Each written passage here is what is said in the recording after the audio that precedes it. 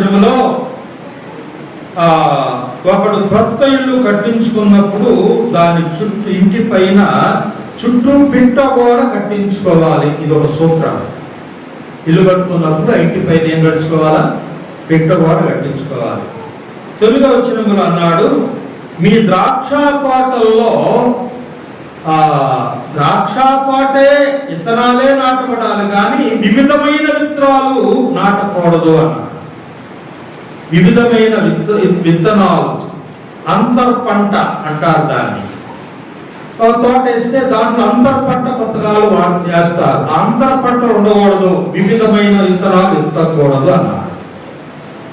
మూడవది 10వ వచనములో ఎద్దును గాడిదను జత చేసి భూమిని దున్నకూడదు అన్నారు. ఎద్దును గాడిదను జత చేసి భూమిని దున్నకూడదు అన్నారు. 4వది 11వ వచనములో ఉన్నియు జనపనారయు కలిపి నేసిన బట్ట వేసుకోకూడదు. ఉన్ని జనపనార సన్ననార కలిపి నేసిన బట్టను కల్నేత వస్త్రాన్ని వేసుకోకూడదు అన్నారు. 5వది 12వ వచనములో నీవు కప్పుకునే నీ పై బట్టకు 4 చెంగులకు అల్లిక పని ఉండాలి అన్నారు. యూదులకు ఇశ్రాయేలులకు పై వస్త్రం అనేది ఉంటుంది. పై వస్త్రం మన పూర్వీకులకు కూడా పై పంచ, మొలగు కట్టుకునే పంచ కాకుండా ఆనాడు వారికి చొక్కాయిలు లేవు. మన పూర్వీకులు ఎవరైనా చూడండి, వారు మొల పంచి తల పంచి ఈ రెండే ఉండేవి. వారికి వస్త్రాలు అంగీలు లేవు. పూర్వీకులు పెద్దల్లో, మన పూర్వీకుల్లో చాలా కాలం నాటి కాలంలో వారి తల కంటే 16 మూరల తలగుడ్డు ఉండేదట. అది పై పంచ అంట. కప్పుకునేవారు, అదే కప్పుకునేవారు, అదే తల చూసుకునేవారు, ఆ వస్త్రాన్ని ఉపయోగించుకునేవారు. అలా ఉన్న యూదులకు కూడా అంగీ ఉన్నా కూడా పై వస్త్రం అనేది ఉంటుంది. యేసు ప్రభు కూడా పై వస్త్రం ఉంది. సరే, ఆ సంగతులన్నీ తర్వాత మనం ధ్యానం చేస్తాం. అందుకే అంశం చాలా పెద్దది. 5 మాటలు కూడా 5 వర్తమానాలే. వీటిని మీరు విడదీసుకొని ధ్యానం చేస్తే 5 మాటలు 5 వర్తమానాలే. అందులో మనం క్లుప్తంగా వాటిని ధ్యానం చేసి విడిచిపెడతాం. చూడండి, 8వ వచనం. క్రొత్త ఇల్లు కట్టించినప్పుడు దాని మీద నుండి ఎవడైనా పడుట వలన ఇంటి మీదకి అత్యాదోషము రాకుండాకై నీ ఇంటి పైకప్పునకు చుట్టూ పిట్ట గోడ కట్టింపవలేను అన్నారు. క్రొత్త ఇల్లు కట్టినప్పుడు ఆ ఇంటి మీద నుండి ఎవడైనా క్రింద పడి చచ్చిపోతే ఆ హత్యాదోషం ఆ ఇంటి మీదకి వస్తుంది కనుక హత్యాదోషం కలిగిన ఇల్లుని సంపూర్తిగా పగలగొట్టేసి ఆ ఊరు వెలపల, గవిని వెలపల వాటిని పారబోయారు. అవన్నీ ఇల్లు ఉండవద్దు, అది పూర్తిగా పాడించారు. హత్యాదోషం ఆ ఇంటి మీదకి వచ్చింది కనుక ఆ ఇల్లు ఉండకూడదు. అలాంటిది జరగకుండా ఉండాలి అంటే ఆ ఇంటి పై కప్పు పైన చుట్టూ పిట్టగోడ ఉండాలి. ఇప్పుడు మన ఊర్లో పిట్టగోడ లేని ఇల్లు ఏమైనా ఉన్నాయా? లేదు. ఈ క్రమం ఎక్కడొచ్చింది? ఇంటి పైన పిట్టగోడ కట్టుకోవాలనే క్రమం ఎక్కడొచ్చింది? ఇశ్రాయేలీల కాలం నుండి దేవుని యొక్క ఆదేశం ప్రకారం పిట్టగోడ అనేది కట్టబడాలి. మా ఊళ్ళో ఒక ఆయన నా చిన్నతనంలో సంతరావులు ఒక ఆయన, మాకు పల్లెలో ఒకే డాబా ఉండేది. రెండు డాబాలు ఉన్నాయి, 3 డాబాలు ఉన్నాయి నాకు చిన్నతనంలో. ఆ 3 డాబాల్లో ఒక డాబా పైన పెట్టుకోలేదు. ఒక వేసవకాలంలో పైన వండుకుంటారు కదా, పైన వండుకొని ఒక ఆయన, ఒక యవన కుర్రోడు ఆయన పాస్కర్ లేచి వచ్చి ముందుకెళ్ళబోయి కింద పడిపోయాడు. పాపం ఆయన చాలా ప్రాణపోలేదులే, చాలా దెబ్బలు తగ్గింది.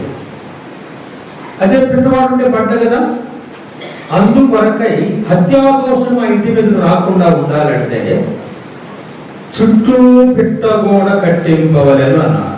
పిట్టగోడ కట్టింపబడినప్పుడు పిల్లోడు పైకెక్కినా కూడా ఆ ఇంటి మీద తిరిగినా కూడా వాడు కింద పడిపోవడం. పెద్దోళ్ళు ఒకవేళ రాత్రి పూట ఏదైనా బయటకు రావాలనుకున్నా కూడా కింద పడిపోరు. ఆ 4 వైపుల పిట్ట కూడా అది ఎంతో ఆశ్రయముగా ఉంది, రక్షణకరంగా ఉంది. ఆ పిట్ట గోడ అనేది క్రమమైన పద్ధతి కలిగిందిగా ఉంది, క్రమమైన పద్ధతి కలిగిందిగా ఉంది. అలాగైతే ఏమిటి ఇల్లు? ఇల్లు అనేది దేవుని ఇల్లు. దేవుని ఇల్లు అంటే సంఘం. దేవుని ఇల్లు అంటే సంఘం. సంఘం అనే ఇంటికి 4 వైపులా పిట్టగోడ ఉండాలి అన్నాడు. ఏమిటి పిట్టగోడ? ఈ 4 వైపులు ఉన్న పిట్టగోడ మధ్యలో ఉన్నవాడు తిరుగుతున్నా గాని, ఆ వైపు ఈ వైపు వెళ్ళినా గాని, ఒకవేళ కాలు జారి పెడితే లోపలే పడిపోతాడు కానీ బయటపడడం. ఈ 4 సంఘ క్రమాలు చూపిస్తా ఉన్నాయి. ఈ 4 వైపుల పిట్ట కూడా సంఘ క్రమాన్ని చూపిస్తా ఉంది. ఏమిటా సంఘ క్రమం? అపొస్తలుల కార్యం 2వ అధ్యాయం 42వ వచనం. ఆది అపొస్తలుల కాలంలో పరిశుద్ధాత్మ ద్వారా అపొస్తలులు నియమించిన కట్టడ క్రమం. వీరంటే ఎవరు? యేసు ప్రభువునందు విశ్వాసం ఉంచి రక్షణ పొంది సంఘముగా సమకూర్చబడి పెంతెకోస్తు పండుగ దినమున సంఘముగా సంఘం ఆవిర్భవింపబడినప్పుడు ఆ సంఘములో చేర్చబడిన వారు మొట్టమొదట 3000 మంది ఉన్నారు. ఆ తర్వాత 2000 మంది ఉన్నారు, 5000 మంది అయ్యారు. ఆ తర్వాత 8000 మంది. ఇంకా క్రమక్రమముగా రక్షింపబడుచున్న వారిని వారు సంఘములో చేర్చుచు వచ్చారు. 1000 మంది సంఘములో ఉన్నారు. వీరు అపొస్తలుల బోధయందును, సహవాసమందును, రొట్టె విరుచుటయందును, ప్రార్థించుటయందును ఎడతెగక ఉండిరి. 4 వైపుల పిట్టగోడ ఇదే. 4 సంఘ క్రమాలు. 1 అపొస్తలుల బోధ, 2 సహవాసం, 3 ప్రార్థన చేయుట, 4 రొట్టె విరుచుట. ఈ 4 క్రమాలు సంఘంలో ఉండాలి. ఈ 4 లేని క్రమాలు లేని సంఘం అది పిట్టగోడ లేని ఇల్లు. అందులో ఉన్నవాడు ఇప్పుడే పడిపోవడానికి అవకాశాలు ఉన్నాయి. ఈ 4 క్రమాలున్న సంఘములో నుండి ఒక విశ్వాసి పడిపోవడం అంటే అంత సులువైన పని కాదు. ఈ 4 క్రమాలకు లోబడిన వాడు, 4 క్రమాల్లో ఉన్నవాడు ఎప్పటికీ కూడా క్రింద పడిపోవడానికి అవకాశాలు లేవు. ఈ క్రమశిక్షణ సంఘానికి ఉండాలి. ఐతుక్కునే ఒక యవనస్తుడు కిటికీలో కూర్చున్నాడు. కిటికీలో కూర్చొని ఇటు లోక వైభవాన్ని చూస్తున్నాడు, ఇటు సంఘములో సంఘ బోధలు వింటున్నాడు. లోక వైభవాన్ని చూస్తున్నాడు, సంఘంలో బోధ వింటున్నాడు. 2 వైపుల దృష్టి ఉంది కనుక వాడు కిటికీలో నుండి 3 అంతస్తుల మేడ మీద నుండి క్రింద పడిపోయాడు. వచ్చి మన మీద పడి ప్రార్థన చేసి వాడు బ్రతికించాడు. వాడు లోపల పడిపోతే బాగుండేది, కానీ ఎలపల పడిపోయాడు. క్రమానికి లోబడ్డవాడు కాడు, సంఘ చట్టానికి లోబడ్డవాడు కాడు. ఇలాగే చాలా మంది ఉన్నారు. సంఘంలోకి వస్తున్నారు పోతున్నారు కానీ సంఘ క్రమానికి లోబడ్డవారుగా లేరండి. కనుకనే పడిపోతున్నావు. ఈ క్రమంలో లేవు కనుకనే జారిపోతున్నావు, వెనకబడిపోతున్నావు, పడిపోతున్నావు, లోకంలో పడిపోతున్నావు. అవకాశం కలిగింది.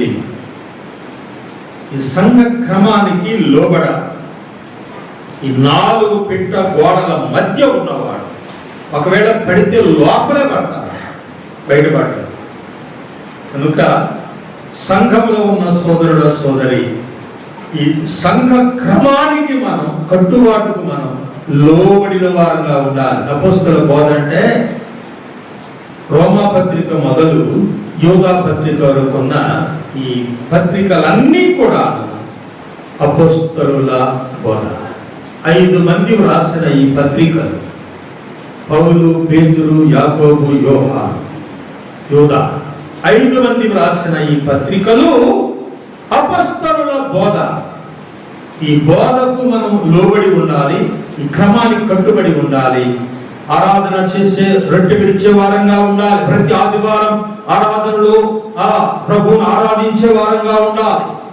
52 ఆదివారాలు, ఎన్ని ఆదివారాలు పోగొట్టుకున్నావో 24లో ఆలోచన చేయి. ఎన్ని ఆదివారాలు గైరాధనయ్యావో, ఆరాధన మానుకున్నావో, ఏ కారణం చేత? ఒక సోదరిని ఫోన్ చేశామా, ఆరాధన ప్రారంభమైంది, త్వరగా సిద్ధపడి రామ్మా. నేనంటే, అన్న ఈరోజు మా ఇంటికి చుట్టాలు వచ్చారు, నేను ఆరాధనకు రానన్నాను. దేని తల్లి, చుట్టాలు వస్తే ఆరాధన మానుకుంటావా? మా చుట్టాలు వస్తే వచ్చారు, వాళ్ళు ఉంటారు కదా, నువ్వు వచ్చేయమ్మ ఆదివారం ఆరాధన మానుకోకూడదని. కాదన్న, కాదు, వాళ్ళు ఏమన్నా అనుకుంటారు. ఏమనుకుంటారు? ఏమిటి ప్రశ్న, ఏమి సమాధానం? ఆరాధన మానుకుంటావా? చుట్టాలు వస్తే ఆరాధన మానుకుంటావా? కుటుంబానికి వెళ్ళాల్సి వస్తే ఆరాధన మానుకుంటావా? ప్రయాణం ఉంటే ఆరాధన మానుకుంటావా? తప్పది, ఎన్నటికీ ఇది మంచిది కాదు. ప్రభు నీకు ఇచ్చిన సమయానికి ఖచ్చితంగా ప్రభు దినం ఆరాధన మానుకోకుండా ప్రభు సన్నిధికి చేరి వచ్చి ఆరాధించవలసిందిగా ఎంతో క్రమమైన పద్ధతి, దీనిని మనం పాటించాలి. పుస్తక బోధ, రొట్టె విరుచుట, ప్రార్థన చేయుట. ప్రార్థన చేయాలి. ప్రతి దినం రోజు 3 సార్లు భోజనం చేస్తాం. ఎన్నిసార్లు ప్రార్థన చేస్తున్నాం? తర్వాత వాక్యం చదవాలి. వాక్యాన్ని తప్ప మన శరీరానికి కావాల్సిన ఆహారం తింటున్నాం, మరి వాక్యాన్ని, ఆత్మ కావాల్సిన ఆహారం తింటున్నామా? సహవాసం మానుకోకూడదు, సభ కుడికలకు మానుకోకూడదు, క్రమ కుడికలకు మానుకోకూడదు. ఆదివారం తప్ప మిగిలిన కుడికలు రానోళ్ళు ఉన్నారు, జాగ్రత్త. ఆదివారం తప్ప మిగిలిన కుడిక రాని వాళ్ళు ఉన్నారు. వాళ్ళు ఏం అది ఆదివారం వచ్చి కూడా తీసుకుని వెళ్ళిపోతారండి. ఏం న్యాయం ఇది? ఏం క్రమం అండి ఇది? నువ్వు సంఘ సభ్యురాలు ఎలా అవుతావు? సంఘ సభ్యుడు ఎలా అవుతావు? రొట్టె ముక్క తీసుకుని వెళ్ళిపోతావా? ఏం పడుతుంది వాళ్ళ ఇంటి దగ్గర? టీవీ దగ్గర కూర్చొని టీవీ చూడడం తప్ప. జాగ్రత్త, హెచ్చరిక. కనుక ప్రభు ఈ 4 క్రమాల మధ్యలో పెరిగేవాడు ఎన్నటికీ పడిపోవడానికి అవకాశం లేదు. 2వ, నేను దాటిపోతున్నా, నిలబడలేదు. నీ విత్తనముల పైరును నీ ద్రాక్ష తోట వచ్చుబడి ప్రతిష్టములు కాకున్నట్లు నీ ద్రాక్ష తోటలో వివిధమైన వాటిని విత్తకూడదు. పంట, ఒకే పంట. ద్రాక్ష తోటలో ద్రాక్ష పంటే ఉండాలి. ఏ అపరాలు వేయకూడదు, ఇతర విత్తనాలు విత్తకూడదు. అది క్రమం. అంటే ఇశ్రాయేలుకు దేవుడు ఇచ్చిన ఈ క్రమాన్ని, ఇది మనకు చాలా ఉపయోగకరమైన హెచ్చరికగా ఉంది. అదేమంటే వివిధమైన వాటిని విత్తకూడదు అన్నారు. చూడండి, ద్రాక్ష తోటలో ఒకే విత్తనం, అది దేవుని వాక్యం. దేవుని వాక్యం విత్తనం అంటే లూకాసు వార్త చూడండి. లూకాసు వార్త 8వ అధ్యాయం 11వ వచనం చదవండి. లూకాసు వార్త 8వ అధ్యాయం 11వ వచనం. ఈ ఉపమాన భావం ఏమనగా విత్తనము దేవుని వాక్యమే. వివిధమైన విత్తనాలు అంటే కలిపి చెప్పని బోధలు. దేవుని సంఘములో దేవుని వాక్యమే ఉన్నది ఉన్నట్టుగానే ప్రకటింపబడాలి, బోధించబడాలి, ఆచరించబడాలి. ఏమాత్రం కూడా కలిపి చెప్పే బోధలు వస్తున్నాయి, జాగ్రత్త పడదాం. అది విత్తనమే, అది కూడా వాక్యమే. కానీ అది కలిపి చెప్పే వాక్యం, బోధ వాక్యంగానే ఉంటుంది, బాగా తీపిగానే ఉంటుంది, బాగా రుచికరంగానే ఉంటుంది, చెప్పే మాటలు బాగానే ఉంటాయి. కానీ అది హితబోధ కాదు, ఆరోగ్యకరమైన బోధ కాదు, దేవుని వాక్యం అనే విత్తనం కాదు, నిర్మలమైన వాక్యము కావాలి. మన రక్షణ విషయంలో మనం ఎదగాలి అంటే నిర్మలమైన వాక్యం అనే పాలను అపేక్షించాలి, బలమైన ఆహారమును అపేక్షించాలి, దాన్ని మనం స్వీకరించాలి, సేవించాలి. కొరింథీయులకు రాసిన మొదటి పత్రిక, అపొస్తలుడైన పౌలు కొరింథీయులకు రాసిన రెండో పత్రిక 2వ అధ్యాయం 17వ వచనం ఒకసారి చదవండి. మేము దేవుని వాక్యమును కలిపి చెరిపాడు అనేకుల వలె లేమన్నాడు. నిష్కాపట్యము గలవారమును దేవుని వలన నియమింపబడిన వారమైంది, క్రీస్తునందు దేవుని ఎదుట బోధించుచున్నాము. మనుషు ఎదుట కాదు. మనుషులు కల్పించు పద్ధతులు దైవోపదేశములని వ్యర్థముగా నన్ను ఆరాధిస్తూ బోధించేవారు ఉన్నారు. వ్యర్థముగా ఆరాధిస్తున్నారు, వ్యర్థముగా బోధిస్తున్నారు. మనుషులు కల్పించిన పద్ధతులు దైవోపదేశములుగా బోధించేవారు ఉన్నారు. అది కలిపి చెరిపెడి బోధ. మేమలాగులేము. తెస్సలోనికే పత్రిక మొదటి పత్రిక 2వ అధ్యాయము 13వ వచనం చూడండి. 2:13. ప్రభు వల్ల ప్రేమింపబడిన లేదండి 3:13 చదువుతున్నారు. 2:13.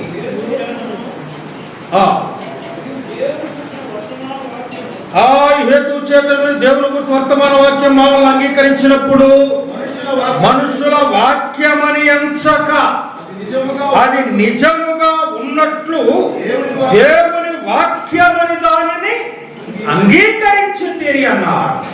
మేము బోధించిన వాక్యము దేవుని వాక్యము, మా వాక్యం కాదు, మనుషులు కల్పించిన పద్ధతులు కాదు. ఉన్నది ఉన్నట్టుగా దేవుడు చెప్పింది చెప్పినట్లుగా ఆత్మచేత బోధింపబడిన వారమై దేవుని వాక్యమును సంఘానికి అందిస్తున్నాం, బోధిస్తున్నాం, ఉన్నది ఉన్నట్టుగా బోధిస్తున్నాం. అది నిజమైన వాక్యమని మీరు అంగీకరించారు. దేవుని స్తోత్రం అంటున్నారు. ఇంకా మేము కనుక మేము మానక దేవుని కృతజ్ఞతాస్తుతులు చెల్లించుచున్నాము. ఆ వాక్యమే శ్వాసులైన మీలో కార్యసిద్ధి కలుగజేయుచున్నది. దేవుని వాక్యము కార్యసిద్ధి కలుగు చేస్తుంది. ఉన్నది ఉన్నట్టుగా బోధించాం, కలిపి చెప్పేది మా చేత కాదు. కనుక దేవుని సంఘములో దేవుని వాక్యమే, అది నిర్మలమైన వాక్యము, ఆరోగ్యకరమైన వాక్యము, హిత సంబంధమైన వాక్యము, ఉన్నది ఉన్నట్టు అయిన వాక్యము, దేవుని వద్ద నుండి పొందిన వాక్యము దేవుని సంఘానికి అందించాలి. కలిపి చెరిపే బోధలకు దూరంగా ఉన్నాం, లోకంలో కోకొల్లలుగా ఉన్నాయి. కలిపి చెరిపే బోధలు విశ్వాసులకు కొత్త బోధకు నేర్పుతున్నారు. గుట్టు పెట్టుకోండి, గుట్టు పెట్టుకోవచ్చు. అది శిలువ గుట్టండి. ఏ గుట్టు? ఏం బోధ అండి ఇది? ఏం బోధ? దేవుని వాక్యానికి సరిపోతుందా ఈ బోధ? ఇలాంటివి ఎన్నో. జాగ్రత్త పడదు. 10వ వచనం. ఎద్దును గాడిదను జత చేసి భూమిని దున్నకూడదు అన్నాడు. ఎద్దును గాడిదను జత చేసి భూమిని దున్నకూడదు. ఎక్కడ చూశారా? ఎద్దును గాడిదను జత చేసి భూమిని దున్నడం. ఎద్దు భూమి దున్నుతుంది, దున్నపోతూ భూమి దున్నుతుంది. కానీ గాడిదను ఎద్దును జత చేసి భూమిని దున్నవచ్చునా? దున్నే అవకాశాలు ఉన్నాయి. ఒకవేళ దున్నేనేమో. గాడిదలతో భూమి దున్నించేవాడు ఉన్నారు కొన్ని రాష్ట్రాల్లో, గుర్రాలతో భూమిని దున్నించేవాడు ఉన్నారు. ఇది గుర్రాలే, గాడిదలే. కంచర గాడిదలతో కూడా భూమిని దున్నించేవాడు కొన్ని రాష్ట్రాల్లో ఉన్నాయి. కానీ ఎద్దుతో భూమిని దున్నించే క్రమం మన రాష్ట్రంలో ఉంది. కానీ ఎద్దును గాడిదను జత చేసి భూమిని దున్నకూడదన్నాడు. అది మరి విడ్డూరంగా ఉంటుంది. దేనికి దున్నకూడదంటే గాడిద నోరు దుర్వాసనతో నిండి ఉంటుందట. సానందం గారు ఒకసారి ఈ మాట చెప్పారు. సానందం గారు ఆయన బోధిస్తూ ఈ మాట చెప్పారు. ఎద్దు పవిత్రమైంది, గాడిద అపవిత్రమైంది. ఆ గాడిద నోటి నుండి వచ్చే దుర్వాసనకు ఎద్దు సహించలేక జబ్బై చచ్చిపోతుందన్నాడు. ఆ మాట నాకు చాలా గుర్తుంది అని చెప్పిన మాట. అందుచేత గాడిద నోటి దుర్వాసనకు ఎద్దు జబ్బై అది చచ్చిపోతుంది, కనుక ఎద్దు జతన గాడిదను కట్టకూడదు అన్నాడు. అదే సమయంలో ఎద్దుకు మోపురం ఉంటుంది, గాడిదకు మోపురం ఉండదు. తర్వాత గాడిద అనేది అపవిత్రమైంది, బలికి పనికిరానిది, దేవుని సన్నిధికి రాతగలిది గాడిద.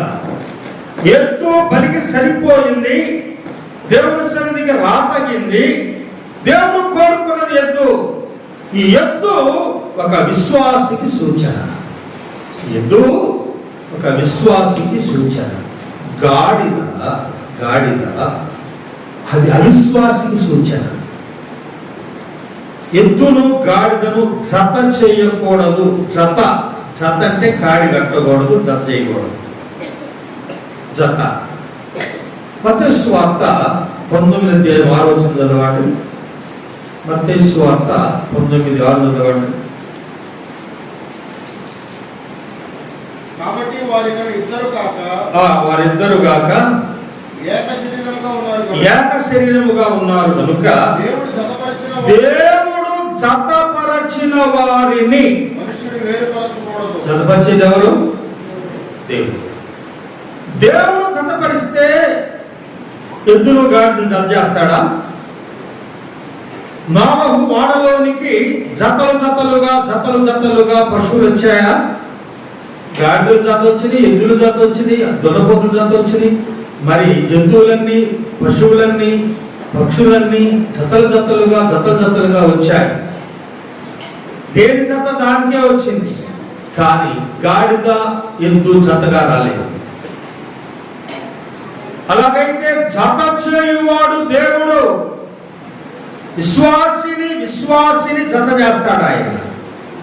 అవిశ్వాసి జత అవుతారు. దేవుడు జతపరిచిన వారిని అన్నారు. దేవుడే జతపరుస్తాడు. ఒక విశ్వాసితోనే జతపడాలి. అంటే ప్రభువు నమ్మిన దేవుని బిడ్డ, ప్రభువు నమ్మిన ఒక సహోదరిని వివాహం చేసుకోవాలని దాని అర్థం. తర్వాత ఫాక్స్ గారు ఒక మాట చెప్పాడు. ఏమంటే ఒక సహోదరుడు ఒక స్త్రీని వివాహం చేసుకోవాలని అన్నాడు. అదేంటి?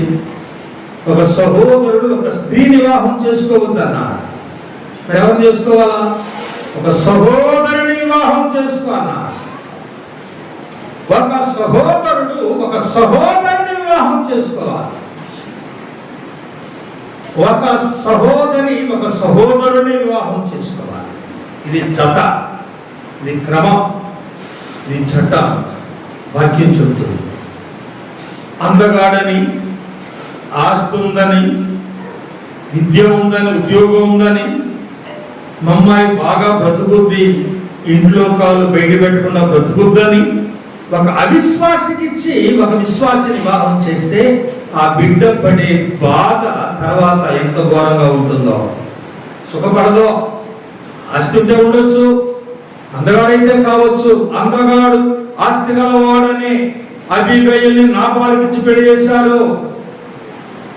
అబీగయల్ని నాబాలుకిచ్చి పెళ్లి చేస్తే వాడు త్రాగుబోతు, వాడు తిరుగుబోతు, వాడు దుర్మార్గుడు, దుష్టుడు, మోటువాడు, పనికి మాలినవాడు, వాడు భయంకరమైన పాపాత్ముడు. అబీగయలు ఉత్తమురాలు, యోగ్యురాలు, పవిత్రురాలు, ఆమె ఆ దేవుని భక్తురా. ఆయనకి పెళ్లి చేస్తే ఏమైందా? జత సుఖంగా ఉందా? నాబాలకు ఆస్తుందిలే, అందగాడే ఆస్తుంది, తాగుబోతాడు, తాగేదో వస్తాడో తెలియదు, వచ్చినాక వారికి పరిచయం చేయాలి, ఏమేమో ఎన్ని మాటలు అంటాడో ఇవన్నీ అనుభవించింది అబీగయీలు. అలాంటి శ్రమలు బిడ్డలు పడతారు కనుక ఎవరు త్వరపడేలా కాదు. ప్రభువు నమ్మిన బిడ్డల్ని, ప్రభువు నమ్మిన బిడ్డలకి ఎవరి న్యాయం? దేవుడు చదపరచిన వారిని అన్నారు. తర్వాత భూమిని దున్నకూడదు అంటే దేవుని సంఘంలో కూడా, పరిచర్యలో కూడా, సేవలో కూడా మారు మనసు లేని వారిని ఎంట పెట్టుకొని, స్నేహితులైతే కావచ్చు, మారు మనసు లేని ఎంట పెట్టుకొని సేవ పరిచర్యలో కొనసాగకూడదు. దేవుని సంఘములో ఒక అన్యునికి ప్రమేయం ఉండకూడదు. దేవుని సంఘములో ఒక లోకములో పలుకుబడి కలిగిన వాడు కావచ్చు, ఆస్తి గలవాడు కావచ్చు, ఎన్నో తెలివితేటలు గలవాడు కావచ్చు, కానీ దేవుని సంఘములో వానికి ఎలాంటి ప్రమేయం లేదు, జతనేది పనికి రాదు. అలాంటి వారికి సంఘంలో అవకాశమే లేదు. ఈ క్రమాలు ఎన్నో ఉన్నాయి. ఆ తర్వాత 11వ వచనం, ఉల్లియు జనపనార కలిపి నేసిన బట్టను వేసుకొనకూడదు అన్నారు. ఉల్లియు జనపనార కలిపి నేసిన బట్టను వేసుకొనకూడదు. చూడండి, ఉన్ని జనపనార అంటే, ఉన్ని అంటే గొర్రె బొచ్చుతో నేయబడిన వస్త్రం అని. జనపనార అంటే సన్న నూలు, సన్న నూలు. ఆ నూలు, సన్న నూలుతోనూ ఈ యొక్క లేక ఆ ఉన్ని అంటే గొర్రె బొచ్చుతో నేసిన 2 దారాలు కలిపి నేసిన బట్ట. పొడుగేమో ఉన్ని, ప్యాకేమో నార, సన్న నార, నూలు. గొర్రెబొచ్చుతో నేసింది ఆ దారం పొడుగుగా ఉంటది, బారుగా ఉంటది, అడ్డంగా తిరిగే ఇదేమో నూలు, పేక అంటారు దాన్ని. పొడుగు, పేక. ఆ పొడుగులో ఈ పేక నూలు జరిపిన నేసిన బట్ట కల్నేత వస్త్రం. దాన్ని వేసుకోకూడదు సుమా. దేవుని పిల్లలు, దేవుని సంఘములో ఉన్న సోదరులు గాని సోదరులు గాని కల్నేత వస్త్రాలు ధరించవద్దు. ఉన్ని కలిపి నేసిన బట్టలు వేసుకోకూడదు. ఎందుకు వేసుకోకూడదు అని మీరు నన్ను ప్రశ్నిస్తే దానికి బైబిల్ సమాధానం చెప్తుంది. యెహెజ్కేలు గ్రంథం 44వ అధ్యాయం 18వ వచనం చదవండి. యెహెజ్కేలు గ్రంథం 44వ అధ్యాయం 18వ వచనం. అవిసనార భాగాలు ధరించుకొని నడుముకు జనపనార బట్ట కట్టుకొనవలెను. చెమట పుట్టించున్నది ఏదైనాను వారు ధరింపకూడదు. ఎవరు వీళ్ళు? యాజకులు. దేవుని మందిరములో సేవ చేయు యాజకులు నిరంతరము ధూపవేదిక యొద్దను, బలిపీఠము యొద్దను, సముఖపు రొట్టెల బల్ల యొద్దను, వారు గంగాళము యొద్దను, బలిపీఠము దగ్గర వారు సేవ చేయు యాజకులు ప్రత్యక్ష గుడారములో ప్రవేశించి ప్రత్యక్ష గుడారములో దేవుని ఆరాధించడానికి పరిచర్య చేసే యాజకులు ధరించాల్సింది ఏంటి? చెమట పుట్టించున్నది ఏది కూడా వారు ధరించకూడదు. ఉన్ని, ఉలన్ ఎక్కడో ఎందుకండి, మనం ఇప్పుడు షర్ట్లు వేసుకుంటున్నాం కదా, చలికని షర్టర్స్ వేసుకుంటున్నాం. ఆ షర్టర్స్ చలికని వేసుకునేవి ఇప్పుడు వేసుకోండి, రాత్రి చలి కనుక అవి వేసుకుంటున్నాం. తెల్లవారిన తర్వాత వాటిని తీసి బయట పారేస్తాం, పక్కన పెడతాం. ఎందుకు?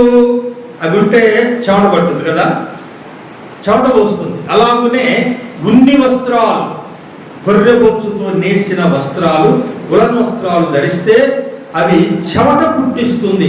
శరీరంలో ఉన్న శ్వేతం బయటకు వస్తుంది. శరీరంలో ఉన్న మలినం శ్వేత రూపంలో శరీర స్వభావము బయటకు వస్తా ఉంది. శరీర లక్షణాలు బయటకు వస్తా ఉన్నాయి.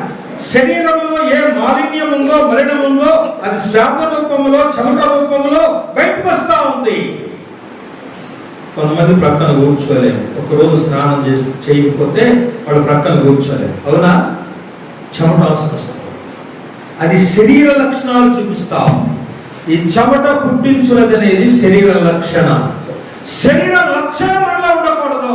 ప్రభువును ఆరాధించే మనం, సంఘములో ఉన్న మనం, ప్రభుని సహవాసంలో ఉన్న మనం, పరిశుద్ధంగా ఉన్న మనం, ఆత్మ సంబంధంగా ఉన్న మనలో శరీర స్వభావం కనబడకూడదు. జాగ్రత్త సుమా. ఇది నాది, వీళ్ళు నా వాళ్ళు. ఒక సహోదరాలు కొంతమంది గ్రూప్ కట్టుకొని, సంఘంలో వాళ్ళే కొంతమంది గ్రూప్ కట్టుకొని ఆమె అండర్లో ఉంచుకొని, ఆమె హ్యాండిల్లో వాళ్ళు ఉంచుకొని ఒక చోట కూడి అన్నది, వీళ్ళంతా నా మనుషులు. ఏ మనుషులా? ఏం మాట్లాడండి? వీళ్ళంతా నా మనుషులు. మిగిలిన వాళ్ళు ఎవరు? 100 మందిలో 20 మంది నీ మనుషులు అయితే మిగిలిన 80 మంది ఎవరు? నీ మనుషులు కాదా? అడవుదానో కాదా నీవు? ఏం మాటలవి? సరైన మాటలు కాదు సుమా. నా మనుషులు అనడానికి కాదు, శరీరం. దేవుడు ఆత్మ కనుక ఆయన ఆరాధించేవారు ఆత్మతో ఆరాధించాలి, సత్యముతో ఆరాధించాలి. శరీరముతో కాదు ఆరాధించాల్సింది. శరీరం అనేది మంచిది, శరీర స్వభావము, శరీర లక్షణాలు మంచివి కావు. దేవుని సంఘములో మనం ఆత్మ సంబంధులమైన మనుషులం, ఆత్మ సంబంధమైన వారు. పౌలంటాడు, ఆత్మ సంబంధులు వారితో మాట్లాడినట్లు నేను మీతో మాట్లాడలేకపోతే కారణం మీలో పార్టీలు ఉన్నాయి, శరీర స్వభావాలు ఉన్నాయి, శరీర తత్వాలు ఉన్నాయి. నేను అప్పల్లో వాడను, నేను కేఫా వాడను, నేను పౌలు వాడను, నేను క్రీస్తు వాడనని నేనే పదాలు మీలో ఉన్నాయి. ఇది శరీరమే గాని ఆత్మ కాదు. అందుకే ఆత్మ సంబంధులైన వారితో మాట్లాడినట్లు నేను మీతో మాట్లాడలేకపోతే మీ ఆత్మ సంబంధులు కాదు. పసి పిల్లలే, పాలు త్రాగవలసిన వారే, మీరంతా నేర్చుకోవాలి. మీలో ప్రేమ లేదు. హెచ్చరించాలి. ఆత్మ సంబంధులుగా మనం ఉండుట ఆశీర్వాదం. 5 నీవు కప్పుకొను నీ బట్ట 4 చెంగులకు అల్లికలను చేసుకొనవలెను అన్నారు. అల్లికలను చేసుకోవాలి. నేను ముగిస్తున్నా. ఈ మాట వివరించడానికి నా టైం లేదు. చూడండి, 4 చెంగులకు అల్లిక పని చేసుకోవాలి అంటే ఇది ప్రేమను చూపిస్తాము. ప్రేమ అంటే యూదులకు పై బట్ట ఉంటుంది కదా, ఆ పై వస్త్రానికి చుట్టూ గోటు పని. గోటు అంటే అల్లిక పని అంటే జిగ్జాగ్ చేయించుకోవాలి. ఎందుకు? ఆ వస్త్రంలో నుండి పోగులు జారిపోకూడదు. పోగులు జారిపోకుండా ఉండాలి అంటే జిగ్జాగ్ చేయించుకోవాలి. సోదరులకు బాగా తెలుసు జిగ్జాగ్ చేయించుకోవడం. చీర కొన్నారంటే నేరుగా కట్టడం, నేరుగా మిషన్ దగ్గర పోతారు, చెరువులన్నీ కట్ చేయించుకుంటారు, 4 మూలలు బాగా చేయించుకొని దానికి జిగ్జాగ్ చేయించుకొని అప్పుడు కట్టుకుంటారు. లేక ఆ అంచుల కుచ్చులు ఉంటాయి కదా, కుచ్చులు ముడేసుకొని జారిపోకుండా కట్టుకుంటారు. అంటే ఒక్క నూలు పోగు కూడా జారిపోకూడదు. ఇక్కడ నేను నిలబడాలని ఉంది కానీ నాకు టైం లేదు. ఒక్క నూలు పోగు కూడా జారిపోకూడదు. వస్త్రము సంఘానికే సూచన. నిలువు పోగులు పురుషులు అనుకున్నాం, అడ్డపోగులు స్త్రీలు అనుకున్నాం. నిలువు పోగు కానీ అడ్డపోగు కానీ ఒక్క పోగు కూడా జారిపోకూడదు. జారిపోకుండా దాన్ని జిగ్జాగ్ చేయించుకోవాలి. అంటే ప్రేమతో ఒకరి యందు అతుకబడిన వారై ఉండాలి. అతకబడుట, జిగ్జాగ్ అనేది ప్రేమను చూపిస్తా ఉంది. అతకబడుట, మీరు ఒకరినొకరు హత్తుకొని ఉండుడి అన్నాడు. ప్రేమ చేత మీరు, కొలసపత్రికలో చెప్పాడు, ప్రేమ చేత మీరు అతకబడిన వారై ఉండాలి అన్నాడు. సహోదరులారా, రెండు ఇటుక రాళ్ళను ఒక్క రాయి చేయాలంటే మధ్యలో సిమెంట్ వేసి రెండు కనిపిస్తే అది ఒకటైపోతుంది. దేవుని ప్రేమ అనే సిమెంటు ఈ ఇద్దరు సహోదరుల మధ్య ఉన్నది అంటే వారు ఒకటైపోతారు, వారు ఏకమైపోతారు. కనుక ఒక్కటిగా ఉండాలంటే ప్రేమ చేత మీరు అతుకబడిన వారై ఉండాలి. సాతాను ఏం చేస్తాడంటే ఆ మధ్యలో ఉన్న సిమెంట్ గీరేస్తాడు, ఆ ప్రేమను తొలగిస్తాడు. ఫిలిప్పీ సంఘంలో ఇద్దరు సోదరులు ఉన్న యువోదియా, సుంటికే, వారు చాలా ముఖ్యులు. పండితులు ఏం చెప్పారంటే యువోది అంటే లుదియా అని, సుంటికే అంటే కుతోమదయం పెట్టిన స్త్రీ అని. వీరిద్దరూ సంఘ ప్రారంభికులు కనుక ప్రారంభము నుండి వీరు చాలా ప్రేమ కలిగి సంఘంలో పరిచయం చేసేవారు. ప్రముఖులు వారు, సోదరులు ప్రముఖులు చాలా చక్కగా పరిచయం చేసి సంఘ అభివృద్ధికి ప్రయాసపడ్డవాడు. అయితే రాను ఏమైంది, ఆమె ఈ వాక్యలు వస్తే ఈ వాక్యలు బయటకు వెళుతుంది. వారిద్దరి మధ్య ప్రేమ లోపించింది. ఆ సాతాను ఏదో వారిద్దరి మధ్య ఏదో పొలలు పెట్టాడు, ఆ ప్రేమను గీరేశాడు, ఆ సిమెంట్ తీసేశాడు. అందువల్ల వారిద్దరి మధ్య ఆ గ్యాప్ ఏర్పడింది. ఒకరంటే ఒకరు వందనాలు చెప్పుకోవడానికి అవకాశం లేక ఒకవాక్యలు పడి ఎదురు పెడితే ముఖం ఎదురు పెడితే వందనాలు చెప్పుకోవాల్సి వచ్చిందని ముఖం తప్పించి వేరే వాక్యాలలో వెళ్ళే వారుగా ఉన్నారు. రైట్ కాదు. క్రీస్తు ప్రేమను ధరించుకున్న వారమై ఒకరినొకరు సహించుచు క్షమించుచు ప్రేమ అనే ఆ బంధము చేత మనం ఐక్యంగా ఉండాలి, కానీ ఎడబాటుగా ఉండకూడదు. ఇది ప్రేమను చూపిస్తా ఉంది. ప్రేమ చేత మనం అతుకబడిన వారమై ఉందాం. కనుక ప్రియులారా,